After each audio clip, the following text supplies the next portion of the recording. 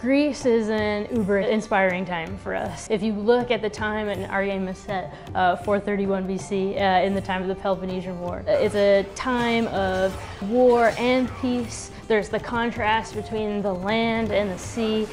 There's this underlying contrast of like order and free will. And all of this really inspired us to take a bite into the ancient Greek culture and explore it that way. There's two characters, Cassandra and Alexios. They have the same story depending on who you choose. What we really wanted to do was to make sure that players had the choice of who they wanted to play that most embodied like them or whatever they wanted to choose, because this is ultimately the player's Odyssey. This is your Odyssey. I would ask for Kira. Kira? And you. Alexios and Cassandra both come from a Spartan background. They have the same story, as I said. They were raised as a Spartan warrior as a young child.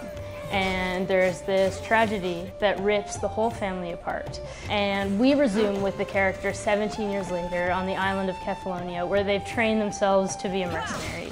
And there's a contract that comes in their way that ends up opening up this whole world before them and sends them on their Odyssey and sends you as a player on your Odyssey, and that's really where we pick it up. You as Alexios or Cassandra are a descendant of the first Civ bloodline. I don't want to go into how that all works out, but we got to very much explore the connection with the first Civ and how it's intertwined with mythology. This is a really perfect setting for us to do that, and it is really exciting. The present day is a foundational part of the Assassin's Creed lore, and so obviously we wanted to very much continue to explore that. And we wanted to continue the story of Layla, so she will be here with us. And she's on the search for First Civilization knowledge and First Civilization artifacts. The foundations of the Assassins and the Templars comes from this ideology of free will versus order. And this was something that really spoke to this time period. And to me, just like the choices you're going to be making in the game, the ideologies themselves are very gray in how they are represented, and I wanted to push forward in that, and we totally took off on that front. And their suffering is worth his life? Podarkis is one of the people hunting my family, Socrates. His death is unavoidable. Now, I do understand that there is that fine line between what is myth and what is history, but we worked with some incredible historians. We went to Greece too in order to do research for ourselves, but it was very important for us to make sure that we were getting as much historical accuracy as we could, and then have that link to the legends, because the legends are very relevant to the way the Greek culture was shaped.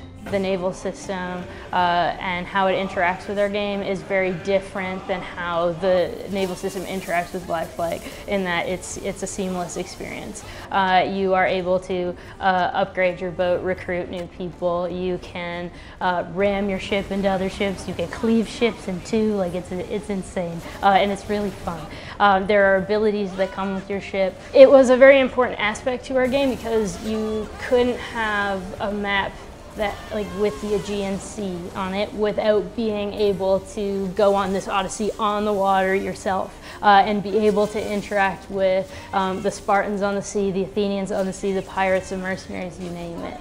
And the fact that you can recruit just about anybody in the world. Some of the people you recruit will provide buffs to your ship, whether it be like increased health or better damage or what have you. Our combat system on Assassin's Creed Odyssey is taken the foundations that Origins has built on, and we're pushing it a step further. You now have gear that is customizable and upgradable with you. And also we have the ability system that is connected to the spear and how the spear is connected to you. So through the spear, we are able to engage in a variety of abilities, whether they be stealth, ranged, or ones relating to being a warrior. And these will greatly differ the way you're going to approach combat, stealth and ranged stuff. And so we're really building on what was provided for us and what was built for the core experience of Assassin's Creed Origins, and really just pushing that as far as we can.